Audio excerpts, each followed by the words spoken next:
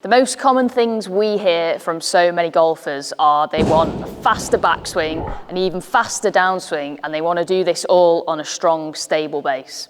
Well, I've got a simple drill here that's going to help you create that feeling and try and transfer some of those motions into your golf swing. Okay, Nat, so let's just bring this to life for a few people here just for a minute. So essentially what we're saying here is we want to have a golf swing where we can turn and be stable in the backswing, and then be really fast as we can on the way down, but still be stable. Correct, yeah, and I wish I could do that better. But yeah, effectively that is what we're saying, in the sense that, you know, we hear so often, don't we, from so many players that they want to turn more, got to turn more, but actually, if you don't have the stability underneath you, it's very difficult to get more mile an hour in the club head speed. Yeah. If you think of it as like foundations of a house, you know, you'd always build from the bottom as strong as possible, and then we'd look at moving on up. And it's kind of the same with the body, really, in a sense that lower body wise, we want that to be strong and mobile, and then what goes on above it works more effectively. So just bringing this to life, we're talking for you golfers that stand here and make a real good effort in the backswing, but see a little bit of lateral, and then see too much of it this on the way down. Yeah, and again, they're just compensations for a lack of many things, you know, one being stability that we're discussing now, in that if we can get more stable to the ground, so first of all, have an awareness of what is the ground, because this is, you know, one of those phrases, isn't it, that we banded around a lot, right? Yeah, it's flying all over the place. I mean, of course, we're always stood on the ground, or we'd live our life lay down. Yeah. It's ridiculous, but it's become this phrase. And what we kind of mean by that is just pushing more force into the floor.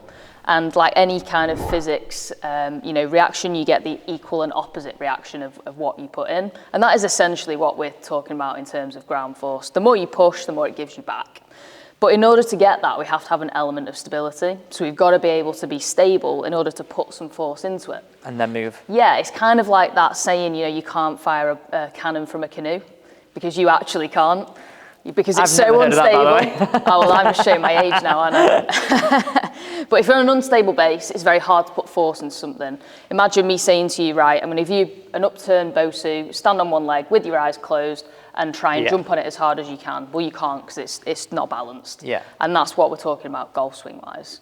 So we're looking at that ground force reaction, and then when we've got that stable base, it's so much easier to be faster.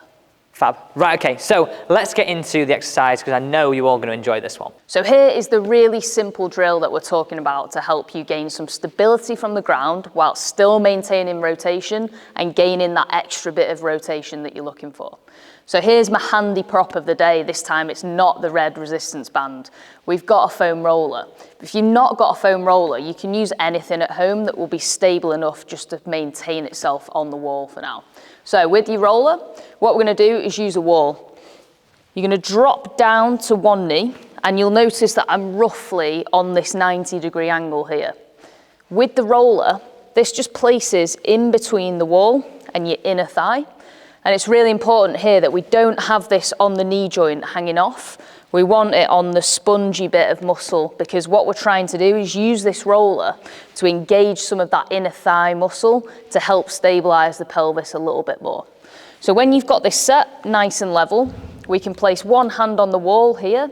You can either go flat palm, or you can bring knuckles if that's more comfortable. Either way is fine.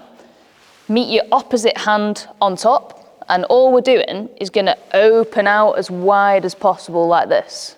You'll notice I'm going to let my head come with me and look along my hand line, back to the beginning, and we're just going to open as wide as possible.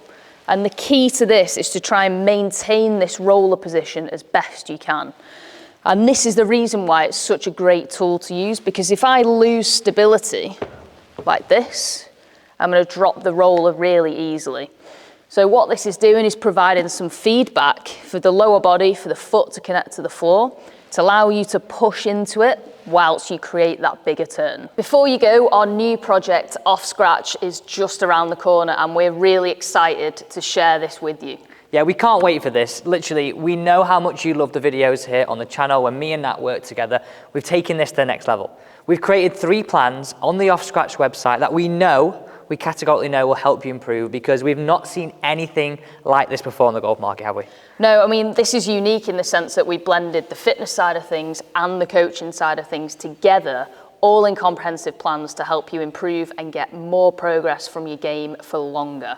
Guys, I'll give you more information in the next few weeks, but also this is the website, this is the Instagram. We have some giveaways coming up to get a perfect start to your 2022 season.